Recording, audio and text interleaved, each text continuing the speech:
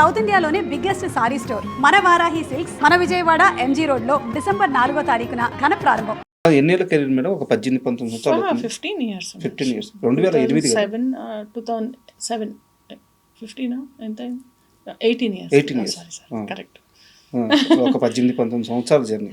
18 years. ఒక నటిగా ఈ కెరీర్ని ఇలా కొనసాగించడానికి అతి పెద్ద బ్యారియర్ ఏంటి? ఫ్యామిలీనా లేకుంటే హెల్త్ ఫిజికల్, ఇప్పుడు ఫిట్నెస్, లేకుంటే డైట్, ఈ జర్నీలు, ఈ డబ్బులు తక్కువ వచ్చినా కానీ మనం ఇందులో ఇమడాలి, ఇవన్నీ హజార్డ్స్. ఐరాటిక్ షెడ్యూల్స్, మన టైం మన చేతిలో ఉండదు. ఒక ఇంపార్టెంట్ ఒకేషన్ ఉంటుంది, అప్పుడు అక్కడ వాళ్ళు ఎవరో పిలుస్తారు, అక్కడికి వెళ్ళిపోవాలి, అది మిస్ అవుతాము, ఫ్యామిలీ మిస్ అవుతాము. అది అంటే ఇది సారీ, గత ఇంటర్వ్యూలో మీరు ఒకసారి చెప్పారు, ఇది రిపీట్ క్వశ్చన్ అడుగుతున్నాను మా ఆడియన్స్ కోసం. కొన్ని వందల చీరలు కొన్నారంటే ఇప్పటివరకు? అవును, వందలేంటి, వందలు ప్రతిసారి ఇలా తీసేస్తా, ఒక 50 చీరలు తీసేస్తాను, కొనాల్సి వస్తుంది సీరియల్ కోసం. అయితే ఇప్పుడు దాకా ఎన్ని చీరలు కొని ఉంటారు లైఫ్లో? ఒక 1000 చీరలు కొని ఉంటాను. 1000 చీరల? 1000 పైన 1500. ఇంకా అందరూ అంతే, నేను ఒక్కదాన్ని కాదు, సీరియల్ చేసే వాళ్ళు అందరి ఇళ్ళల్లో అలాగే ఉంటాయి. తర్వాత ఏం చేస్తారు ఈ చీరలన్నీ? కొన్నాళ్ళు వాడతాం, కొన్నాళ్ళ తర్వాత ఇంకా తీసేస్తాం. తీసేయడం మీన్స్ ఇచ్చేస్తాం ఎవరికైనా. ఓకే, పని వాళ్ళకి కానీ ఎవరికైనా అలా ఇచ్చేస్తాం. మేడం, అంటే వచ్చే రెమ్యునరేషన్లో సగానికి పైగా మెయింటెనెన్స్కి పోతున్నప్పుడు ఇలాంటి చిన్న చిన్న ఆర్టిస్టులు కానీ లేదంటే క్యారెక్టర్ ఆర్టిస్టులు కానీ ఎలా సర్వే అవ్వాలి? అంతే అంటున్నా, అలాగే సర్వే అవ్వాలి. అంటే కొంతమంది మేనేజ్ చేస్తారు, కొంతమంది కొనరు, కొంతమంది అంటే ఇవన్నీ ఇది it's a very integral part of it. అంటే కాస్ట్యూమ్స్ అనేవి మూవీస్లో ఇస్తారు, సీరియల్స్లో ఇవ్వరు. సీరియల్స్లో కూడా ఏంటి, ఒక సెట్ ఉంటుంది, ఒక 50 sarees ఉంటే మనం మేనేజ్ చేయొచ్చు, మొత్తం ఆ సీరియల్ అంతా మేనేజ్ అవుతుంది. అంటే నేను మీ సంపాదన గురించి తెలుసుకోవాలను, మీరు ఇందాక అన్నట్టు తమ్నేల్ పెట్టాలని అడగట్లేదు. ఒక కాల్ షీట్కి ఎంత పే ఉంటుంది సినిమా? చెప్పలేను నేను, సారీ చెప్పలేను. సరే, మిర్చి మాధవికి వద్దు, ఒక వెల్ ఎస్టాబ్లిష్డ్ ఆర్టిస్ట్కి ఉంటుంది, బాగానే ఉంటుంది. అది కూడా నాకు తెలియదు, వాళ్ళకి ఎంత వస్తుంది అనేది నాకు తెలియదు, వాళ్ళ విషయాలు మనకు తెలియదు కదా. మీకు ఎంత ఒక 50,000 ఉంటుంది పర్ డే? నేను చెప్పలేను. అది సారీ. ఓకే మేడం, పర్లేదు. అండ్ మీ ప్రభాస్ నేను ఎందుకంటున్నాను అంటే, ఆయన సినిమా పేరుని తీసుకొచ్చి మీరు ఇంటి పేరు. ఈరోజు ఆయన ఎక్కడున్నారంటే, తెలుగు సినిమా కాదు ఇండియన్ సినిమాని శాసించే ఆ స్థాయిలో కూర్చొని పైనుంచి అలా చూస్తున్నాడు వాళ్ళతో. సో ఆ మిర్చి టైంలో ప్రభాస్ గారిని చూసినప్పుడు, ఈ రేంజ్లో ఉన్న ప్రభాస్ గారిని చూసినప్పుడు ఏమనిపిస్తుంటుంది? అంటే ఒక మనిషి ఇంత ఎదగచ్చు అంటే, అందరూ సినిమా ఇఫ్ తనకి బ్యాక్గ్రౌండ్ ఉంది అంటే, బ్యాక్గ్రౌండ్ ఉన్న అందరూ అంత ఎదగలేదు కదా. అంతే. సో ఆయన కృషి చాలా ఉంది, చాలా డెడికేషన్, అవన్నీ మనం కూడా నేర్చుకోవాలి, అలా ఉంటుందన్నమాట. అది చాలా హ్యాపీ అనిపిస్తుంది. అంటే ఒక తెలుగు నటుడు, రాజమౌళి గారు కానీ, త్రివిక్రమ్ గారు కానీ, అంటే అసలు తెలుగు వాళ్ళు అంటే వాళ్ళు అలా పైకి వస్తే చాలా హ్యాపీ అనిపిస్తుంది మేడం. అంటే నా ఇంటర్వ్యూ, నేను మిమ్మల్ని ఇంటర్వ్యూ చేస్తున్నాను అనగానే నేను ముందే ఫిక్స్ అయ్యాను, మేడం మీరు ఆ సినిమాలో ఏం చేశారు, ఈ సినిమాలో ఏం చేశారు, నేను ఇవి అడగకూడదు, మీ లైఫ్ స్టైల్ తెలుసుకోవాలి, మీ ఆలోచన విధానం తెలుసుకోవాలి, నేను ముందే ఫిక్స్ అయ్యాను. సో నా క్వశ్చన్స్ అన్నీ అలాగే వెళ్తున్నాయి. No problem.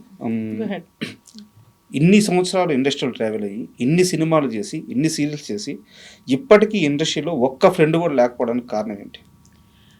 ఒక్క ఫ్రెండ్ కూడా లేకపోతే, నా ఫ్రెండ్స్ అంటే ఏం చేయాలి, మీరు ఏం చేస్తారు ఫ్రెండ్స్కి చెప్పండి? టైం ఇస్తారు కదా. అవును, ఆ టైం లేదు నా దగ్గర, అందుకని వాళ్ళ తప్పు కాదు, నా తప్పు. నేను టైం ఇచ్చి వాళ్ళ దగ్గరికి వెళ్ళటం, నేను స్పెండ్ చేయడానికి నాకు టైం ఏదైతే ఉందో చాలా టైట్గా ఇలాగా సెట్ అయ్యి ఉందన్నమాట. ఏ బ్రిక్ మనం తీయలేము అట్లా. ఇప్పుడు ఏదైతే ఒక బ్రిక్లోంచి ఒక బ్రిక్ తీసేసినా పడిపోయినట్టు, నా టైంలో నేను తీసి బయటకు మళ్ళా వెళ్ళి వాళ్ళని డిసప్పాయింట్ చేసి, అలా ఆ సిస్టమే ఒక మూట కట్టి అటక మీద పెట్టాను. నేను వెరీ లిమిటెడ్ ఫ్రెండ్స్ అనమాట. నేను క్వశ్చన్ అడగొచ్చా? చెప్పండి. తప్పైతే సారీ, నా ఓడు తీసుకుంటాను. అలా ఈ మధ్యకాలంలో కొంచెం ఫైనాన్షియల్గా ఇబ్బంది పడ్డారో లేదు? అవును, అంటే ఫైనాన్షియల్గా ఇబ్బంది అనేది ప్రతి మోడరేట్ యాక్టర్కి ఉంటుంది. నాకు పక్కన పెట్టండి, నాకు నా ఫ్యామిలీ, మా హస్బెండ్ వర్క్ చేశారు, నేను వర్క్ చేసుకున్నాను, నాకేం ఇది లేదు. కాకపోతే మేము యూకే వెళ్ళాం కదా, అందుకని సెట్ బ్యాక్ అయింది కొంచెం. బట్ ఇప్పుడు ఐఎమ్ ఫైన్. ఇప్పుడు ఓకే, ఇప్పుడు ఓకే. మధ్యలో అయింది. అంటే ఈ క్వశ్చన్ అడగడానికి కారణం ఏంటంటే మేడం, ఎస్ నేను గతంలో విన్నాను, వేరే వాళ్ళ ద్వారా ఒక మనిషి మిమ్మల్ని అప్రోచ్ అయితే మిమ్మల్ని డైరెక్ట్గా అప్రోచ్ అవ్వలేదు, ఇండస్ట్రీలో వేరే వాళ్ళ ద్వారా మిమ్మల్ని అప్రోచ్ అయితే వేరే వ్యక్తికి మీ గోల్డ్ తాకట్టు పెట్టి మరి ఆ మనిషికి మీరు హెల్ప్ చేస్తున్నారు, చేశారు కదా? చేశాను. ఆ మనిషి డైరెక్ట్గా మీ దగ్గరికి రాలేదు, వేరే వాళ్ళ ద్వారా వచ్చారు. అది ఎప్పుడో విషయమో చెప్తున్నారు మీరు, ఇప్పుడు కాదు. అవును. తను డబ్బులు తీసుకొని వాళ్ళ అమ్మకి ఏదో హెల్త్ ఇంకొక ఇంజెక్షన్ ఇవ్వాలి, ఎంతో అవుతుందంటే సరే అని డబ్బులు తీసిస్తే ఆ డబ్బులు తీసుకొని వెళ్ళిపోయాడు. అతని పేరు ఫణి అని, మిర్చిలో చేసిన అతని పేరు కూడా చెప్తాను నేను. ఎక్కడ చేశాడు? మిర్చిలో ఇలా తల ఫ్యామిలీ నాది సంథింగ్ అప్పుడు ఇలా కొట్టినప్పుడు ఒక అబ్బాయి ఉంటాడు, ఒక అతను ఉంటాడు, అతను. అది ఇప్పటికీ నాకు నా కో ఆర్టిస్ట్ ఒక ఆయన ఏడిపిస్తాడు, నిన్ను కొంచెం పొగిడితే బంగారం పెట్టి డబ్బులు ఇస్తావు కదా అంటే, బాబు పొగడ్డం కాదురా అయ్యా, అది వాళ్ళ అమ్మకి బాగాలేదు, సీరియస్గా ఉందంటే తెలియక చేసే పనులు అవన్నీ. అంత అమాయకంగా ఉండేవారా డబ్బులు విషయంలో? అంటే నిజమే, పాపం అమ్మ పోతే రాదు కదా అలా. అది మొన్న కూడా ఎవరో అడిగితే నేను ఒకటే చెప్పలేదండి, నాకు హెల్ప్ చేయడానికి అయితే డబ్బులు లేవు, బొటాబొటిగా ఉంటాను. ఏదో అనుకుంటారు నా దగ్గర ఊరికే అట్లా ఉన్నాయి, ఇస్తుంది చేస్తుందండి. అంటే ఈ క్వశ్చన్ ఎందుకు అడిగానంటే మేడం, ఎవరికో అవసరమైతే బంగారం అమ్మేసి మరి ఇచ్చిన మిర్చి మాధవికి, బంగారం అమ్మల తాకట్టు పెట్టి డబ్బులు ఇచ్చిన మిర్చి మాధవికి ఇండస్ట్రీ నుంచి ఒక కష్టకాలంలో సపోర్ట్ వచ్చే వాళ్ళు ఎవరు లేరా? అవసరం లేదండి, వాళ్ళు ఎందుకు చేయాలి, నేను ఆశించాను కూడా, నాకు వద్దు కూడా, వద్దు. ఎందుకు వాళ్ళ డబ్బులు నాకు ఎందుకండి, వేరే వాళ్ళు ఎందుకు చేయాలి అసలు నాకు? నేను ఎవరికి చేశానని, ఓకే నేను చేశాను, అది నా ఏదన్నా అది వేరే వాళ్ళు మనకెందుకు చేయాలి? చేసి ఊరికే ఉంటారా? వాళ్ళు ఏం ఆశించకుండా ఉంటారా? ఎందుకు మనకు అవన్నీ కాదా? అవన్నీ అవేం వద్దు మనకి. నాకొక్కటే, ఎవరిని అడిగినా నాకు వర్క్ ఇప్పించండి అని అడుగుతాను, ట్రైనింగ్ ఇప్పించండి, వర్క్ ఇప్పించండి. కానీ నాకు నా కట్టె కాలే వరకు నేను ముందు రోజు వరకు నేను సంపాదించుకుంటాను అంతే. అండ్ చాలామంది చెప్పిన విషయం ఏంటంటే, మొదట్లో డబ్బుల గురించి పట్టించుకునేది కాదు, ఛాన్సులు వస్తే చేసేది. తర్వాత మిర్చి మాధవి ఎలా అయిపోయిందంటే, నాకు ఎంత ఇస్తారో చెప్పండి, మీ ఇష్టం, బట్ ఇస్తానన్నది మాత్రం ఆపితే ఒప్పుకోను. అంతే కదా. అంటే కొంచెం నేర్చుకుంటాం కదా, ముందున్నట్టు అమాయకంగా ఉంటాం. తర్వాత కూడా ముందు అవసరం పడకపోయేది, అదే చెప్పాను కదా, ముందు నాకు అబండెంట్ డబ్బులు ఉండేవి, మా హస్బెండ్ జాబ్ చేసేవాళ్ళు. నాకు అవసరం కోసం ఏ రోజు నా ఇండస్ట్రీకి రాలే. కొంతమంది అవసరం కొద్దీ వస్తారు, వాళ్ళ ఏముండేది కదా, నా జాబ్ ఉండేది, నా ఆఫీస్ ఉండేది, నాకు అసలు ఒక్కోసారి అయితే షూటింగ్లో ఒక 20,000 అలా తెచ్చి మేనేజర్కి ఇచ్చి పెట్టేదాన్ని, ఉంచండి మీరు, నేను వెళ్ళేటప్పుడు తీసుకుని. ఇప్పుడు 20,000 తక్కువేమో. ఎప్పుడు మాట 18 ఏళ్ల కిందటి మాట మాట్లాడుతున్నాను, 15 ఏళ్ల కిందటి మాట మాట్లాడుతున్నాను. అలా పర్సులో డబ్బులు ఉండేవి, ఒక్కోసారి అసలు లెక్క కూడా చూసుకునేదాన్ని కదా, ఎంత ఉన్నాయి కూడా చూసుకునేదాన్ని కదా, ఇట్లా తీసి ఇచ్చేదాన్ని. అలా ఉండేవి డబ్బులు ఉండేవి బాగానే. ఇప్పుడు రాను కొంచెం ఖర్చులు ఎక్కువయ్యి అన్ని కొంచెం ఇది అవుతుంది కదా. For more videos, please subscribe to iDream. Please subscribe to iDream. Please subscribe iDream. And please subscribe to iDream.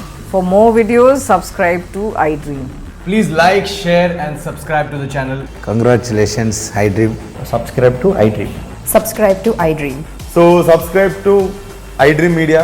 iDream ki iDream team andarki huge congratulations. Please subscribe iDream Media. Please subscribe to iDream. Subscribe iDream. Please subscribe to iDream.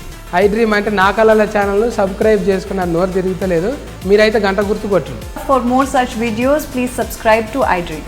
Subscribe to iDream. Please subscribe to iDream. Please subscribe iDream Media. Please do subscribe to iDream. Please subscribe to iDream Media. For best entertainment and information, please subscribe iDream. And don't forget to subscribe